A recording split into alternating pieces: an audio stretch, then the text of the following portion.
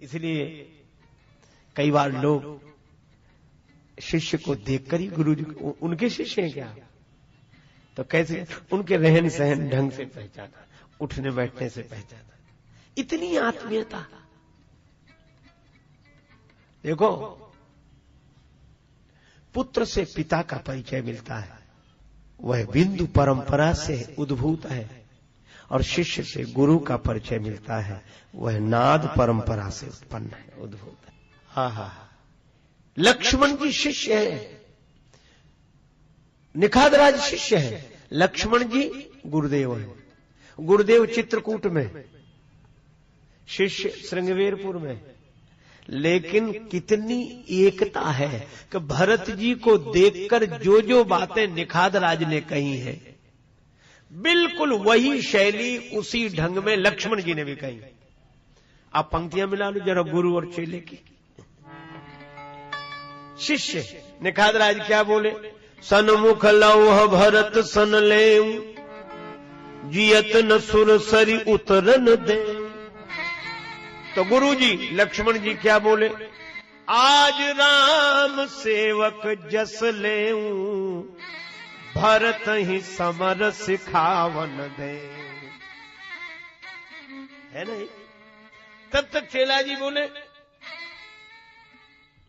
Summer मरन पुनि सुर सरी तीरा, राम काज छन भंग शरीरा।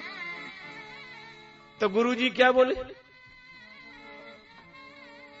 कहां लग सही रही मन मारे, नाथ साथ धनु हाथ हमारे। चेला जी क्या बोले भरत जी के लिए, जो पे जियन होती कुटिलाई, तो कतलीन संग कटकाई। अगर भरत जी में कुटिलता न होती तो ये सेना लेकर क्यों आते? ये निखादराज बोल रहे हैं। और लक्ष्मण जी क्या कह रहे हैं, कुटिल कुबंधु कुअवसर ताकी, जान राम बनवास एकाकी। अच्छा और देखो, जब भाव का साम्य होता है, जब मन मिलता है, आहा, तो निखादराज को बाद में भी जिसने देखा, निखादराज में दिखाई कौन पड़े? लक्ष्मण। भरत जी भी मनहु लखन सन भेंट भई, प्रीत न हृदय समाए। और निखादराज को जो भी देखता है, जानी लखन सम देहि असीसा, जियउ सुखी 100 लाख बरीसा। ये इसको बोलते हैं संबंध, इसको बोलते हैं तादात्म्य भाव। लक्ष्मण जी बोले, तैयार हो जाओ सैनिकों, आज बड़ी आवश्यकता है तुम्हारी, रणभूमि में प्राण गंवाने के लिए तत्पर रहो। और जैसे ही तैयारियां होने लगी, वैसे ही इतना कहत छींक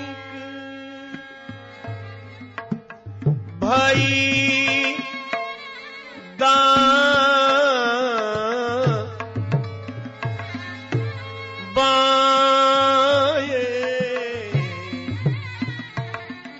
इतना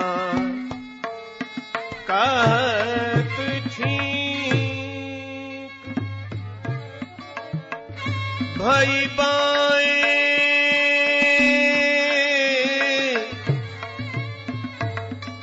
कहे सगुनियन खेत सुहाए, सुहाए सुहाए, इतना कहत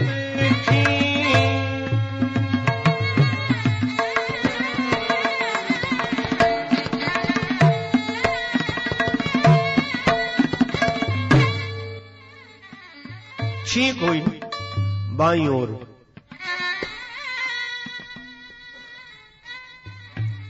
बहुत लोग सगुन विचार करते हैं, अवश्य करना चाहिए, लोक पक्ष है, गुणियों ने निर्णय करके दिया है, मान लेना चाहिए, कोई हर्ज नहीं। पर एक आदमी ने बड़ी अच्छी बात कही, मुझे बड़ी अच्छी लगी। बिल्ली रास्ता काट गई। दूसरा बोला क्या करें? तो उस आदमी ने कहा कि सबब बिल्ली के रास्ता काटने का मत पूछो, साथ चलने वालों से होशियार रहो। सगुन सूचना देते हैं। बाईं ओर छींक हुई। निखाद राज ने कहा ज्योतिषियों बताओ क्या फल है इसका? ज्योतिषी बोले अरे महाराज क्या कहते हो, युद्ध में आपकी फतह विजय, बाईं ओर छींक होना शुभ है। अच्छा, ज्योतिषी बिल्कुल सही कह रहे थे, क्योंकि विचारे ग्रंथ के आधार पर ही तो बोलेंगे। ज्योतिषी अकड़ गए, बिल्कुल सही है, ग्रंथ कह रहा है, शास्त्र कह रहा है। पर एक वृद्ध ज्योतिषी ने कहा कि इनका निर्णय ठीक नहीं है। वो अनुभवी आदमी था, इसलिए बूढ़ एक कहे सगुन विचारी। देखो, शास्त्र का जानकार होना बड़ी अच्छी बात है, पर उससे भी अधिक अच्छी बात यह है कि उसका अनुभवी होना, वयोवृद्ध होना, ज्ञान वृद्ध होना। श्री रामकृष्ण परमहंस कहते थे कि पंचांग सूचना देता है कि इतनी वर्षा होगी चौथे दिन, पर पूरे पंचांग को निचोड़ डालो, एक बूंद भी पानी उसमें से नहीं निकलेगा। और कोई कहे कि परमहंस जी ने कहा कि पानी बता रहा है तो इसमें तो पानी होना ही चाहिए, जब इसी में पानी नहीं तो पानी बता क्या रहा है? अच्छा चलो, पुराना उदाहरण हो गया, हम नई बात कहते हैं। रेलवे टाइम टेबल में सभी रेलगाड़ियां हैं और उसमें एक भी नहीं है, हो नहीं सकती, लेकिन उसमें हो नहीं सकती पर उसी में है, तभी तो पता लगता है। तो पढ़ना है उसमें और पाना है कहीं और। भाई यही है, सत्य का चेहरा शब्द के दर्पण में दिखाई देता है, पर सत्य शब्दातीत है। आप अपना चेहरा शीशे में देखते हैं, दिखता है शीशे में, पर जहां दिखता है वहां होता नहीं, जहां होता है वहां दिखता नहीं है। अब कोई शीशे में दिखने वाले चेहरे कोई सही मान ले और कहे कि हम समझ गए, तो समझ लो वो समझा ही नहीं है। शास्त्र कह तो रहा है कि बाईं ओर छींक होना शुभ है, पर उस अनुभवी आदमी ने बड़ी अच्छी बात कही, कहा कि हम भी शास्त्र की ही बात कह रहे हैं, पर शास्त्र को देखने का ढंग अलग अलग है। कहा कैसे? तुम ये कहते हो कि बाईं ओर छींक होना शुभ है, इसलिए युद्ध में विजय अवश्य होगी। बूढ़े ने कहा कि जब बाईं ओर छींक होना शुभ है तो यह क्यों सोचते हो कि युद्ध में विजय होगी? यह क्यों नहीं सोचते कि युद्ध ही नहीं होगा? देखो, बात तो दोनों ने शास्त्र की कही, बस यही अंतर है जोश का और होश का। निखाद राज ने बूढ़े की बात मान ली। तो इस प्रसंग से यह भी शिक्षा मिलती है कि बड़े बूढ़ों की बात जरूर माननी चाहिए। वे एक उम्र है उनके साथ, एक पूरी उम्र का अनुभव है उनके साथ, इसलिए उनकी बात अवश्य मानो। और मुझे लगता है कि पूरे रामचरितमानस में जहां जहां बूढ़ों की बात मानी गई वहां अनर्थ टल गया, हुआ नहीं। निखाद राज ने बूढ़े की बात मानी तो अनर्थ टल गया। हनुमान जी ने जामवंत जी की बात मानी, जामवंत में पूछो तो ही, और जामवंत मंत्री अति बूढ़ा। तो जो हनुमान जी कह रहे थे कि समुद्र लांगू लंका उखाड़ लाऊं, सब टल गया। बूढ़े की बात मानी। राम जी ने बूढ़े की बात मानी। राम सुमंत ही आवत देखा, आदर कीन्ह पिता सम लेखा। वृद्ध सुमंत को पिता के समान मानकर राम जी प्रणाम करते हैं। निखाद राज ने बूढ़े का सम्मान किया, हनुमान जी ने बूढ़े का सम्मान किया, राम जी ने बूढ़े का सम्मान किया। तो देखो, राम जी का गया हुआ राज्य वापस आ गया, बूढ़े का सम्मान किया। और रावण के यहां बूढ़े का ही अपमान हुआ।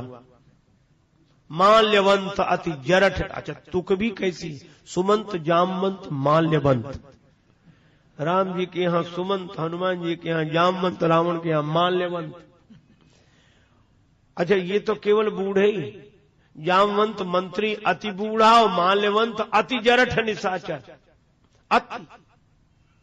और उसने समझाया, रावण ने अपमान किया, दोबारा मत बोलना, निकल जाओ यहां से। नाना था वो तो रावण का बूढ़े के साथ यही व्यवहार। रावण बोला वही तो लिहाज कर रहा हूं, बूढ़ भयो न तू मरते हो तो ही, यह व्यवहार।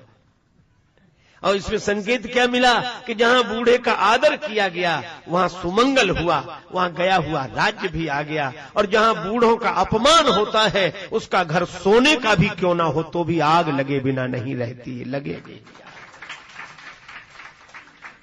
रावण की सोने की लंका में आग लग गई, ये आग तो बूढ़े की आह से लगी थी। इसलिए वृद्धों की आह नहीं, आशीर्वाद लेना चाहिए। जिन जिन की मुझको कृपा मिली, माता पिता का, पूर्वजों का, गुरुजनों का स्मरण किया करें इन पंक्तियों के द्वारा। जिन जिन की मुझको कृपा मिली उन सबको मेरा नमस्कार। जब मेरे ऊपर झरते हैं आशीष अनुग्रह के झरने, सिर पर जब हाथ पूर्वजों का, मैं क्यों जाऊं तीर्थ करने। वे ही मेरे गंगा सागर, वे ही है मेरे हरिद्वार। जिन जिन की मुझको कृपा मिली उन सबको मेरा। निखाद राज ने वृद्ध का सम्मान किया। तुलसीदास जी चौपाई लिखते हैं, सुन गुह कही कहे बूढ़ा,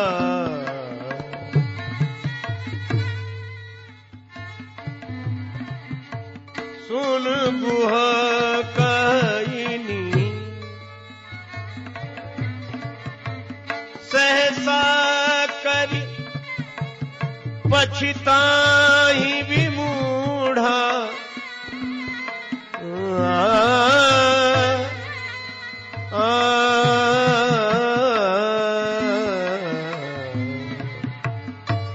सुन गुह कही नीक कही, नीक कही। निखाद राज ने कहा कि बूढ़ा आदमी ठीक बोल रहा है, अचानक कोई कार्य करके पछताना ही शेष रहता है, तो क्या करें। अच्छा एक काम करें, क्या तैयारी तो कर रखो, लेकिन आक्रमण मत करना, युद्ध नहीं। मैं जब निर्णय दूं तब भेंट लेकर जाऊंगा, भेंट लेकर जाऊंगा, खाद्य सामग्री भोजन, उससे भाव का पता लगेगा। भोजन से भावना का पता लगता है कि व्यक्ति रजोगुणी है, कि व्यक्ति तमोगुणी है, कि व्यक्ति सतोगुणी है। जैसा खावे अन्न वैसा बने मन।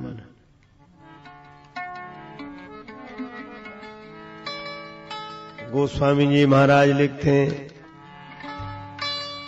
अस कही भेंट,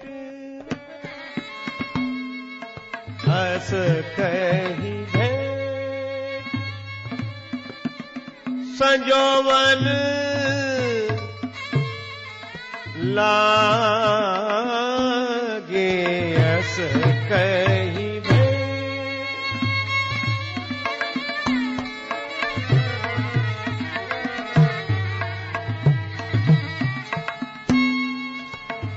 अस कही भेंट, कंद मूल फल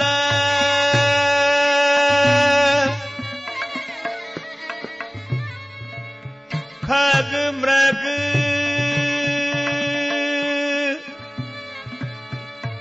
मांगे,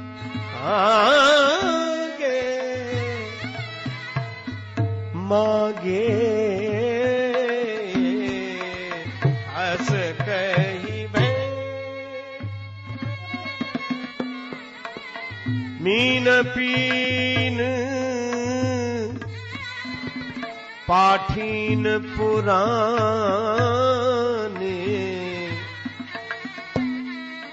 भरे भरे भार कहारन आने हस कहीं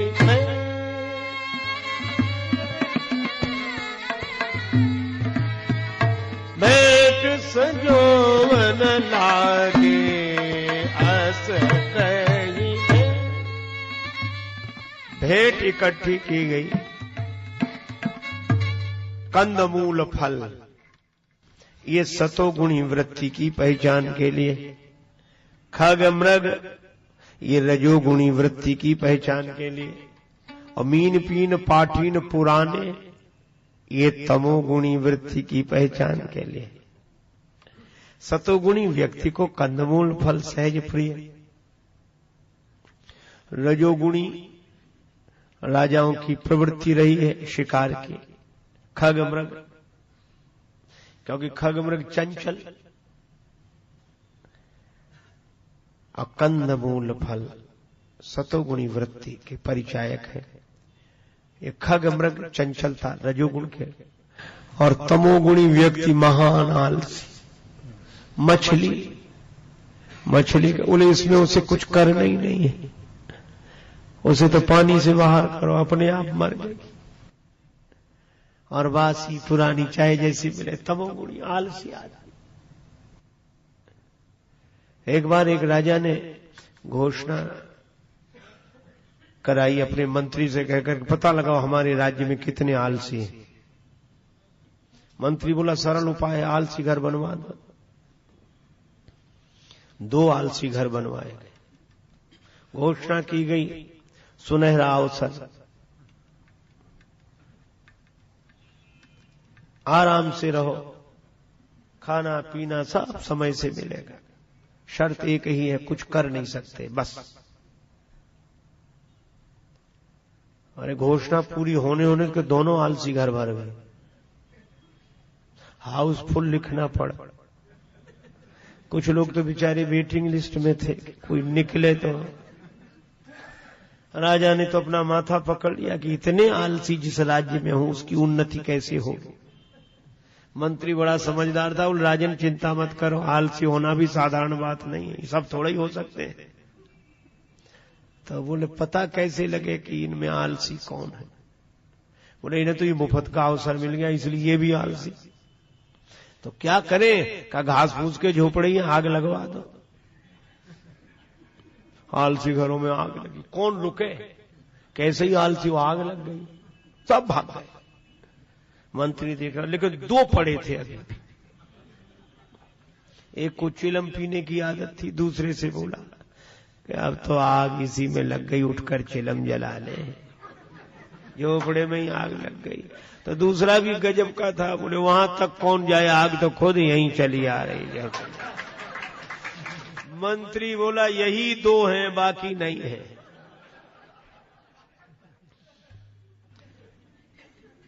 सब तरह की भेंट लेकर गए कि भरत जी की भावना सत्व प्रधान है कि रजोगुण प्रधान है कि तमोगुण प्रधान है, पर भरत जी ने भेंट नहीं देखी।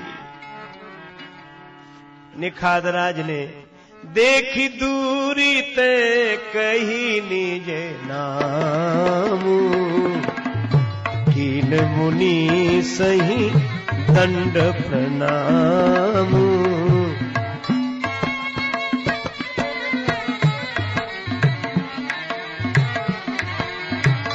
कीन मुनि सही दंड प्रणाम।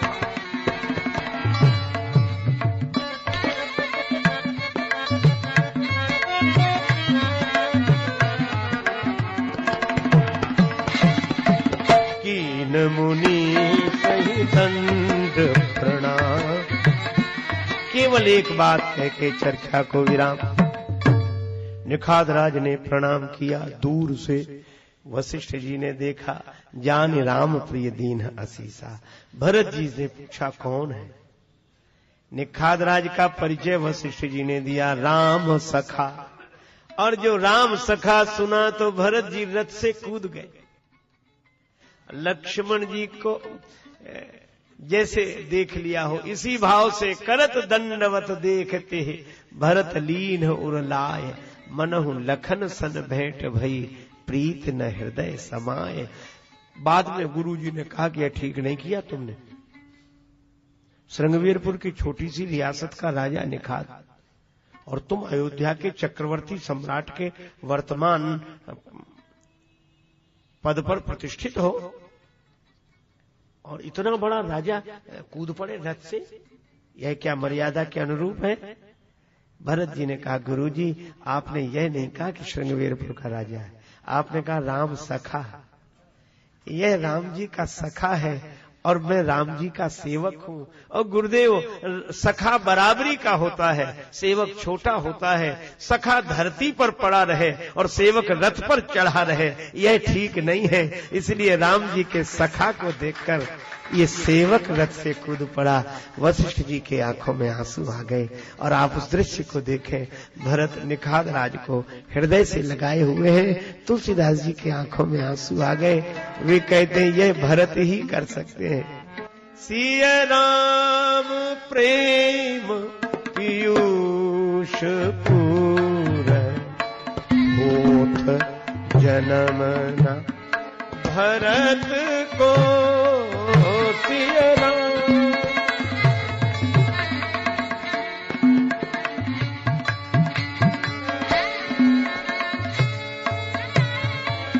भरत को सिया राम।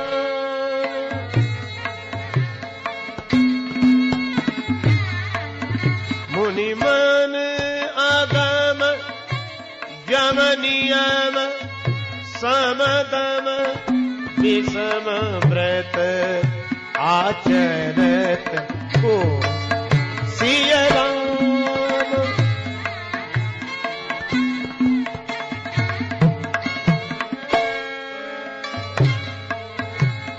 दाह दारिद दंभ दूषण सुजस मिस अपहरत को दुख। दारिद दंभ दूषण सुजस मिस अपहरत को कलिकाल तुलसी से सठनि हट राम सन्मुख करत को सिया राम।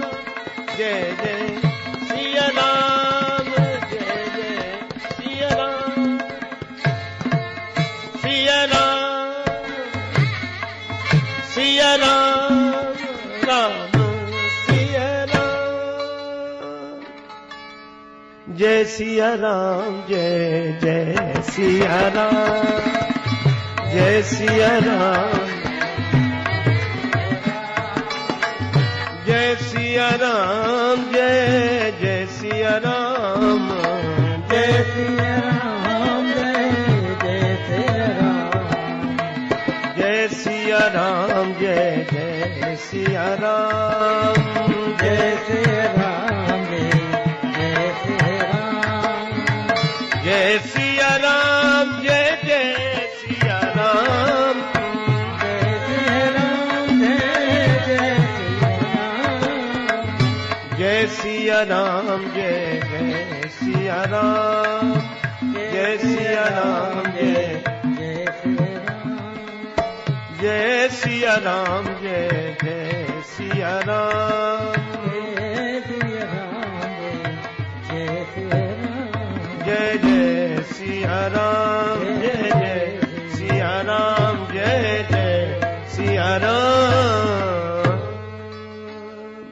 श्री सीताराम जी महाराज की जय, श्री हनुमान जी महाराज की जय, श्री तुलसीदास जी महाराज की जय, सब संतन की जय, सब भक्तन की जय। जय जय श्री सीताराम, जय जय श्री राधेश्याम। नमः पार्वती पतये, हर हर महादेव। इसलिए कई बार लोग शिष्य को देखकर ही गुरु जी उनके शिष्य हैं क्या, तो कैसे उनके रहन सहन ढंग से पहचाना, उठने बैठने से पहचाना। इतनी आत्मीयता। देखो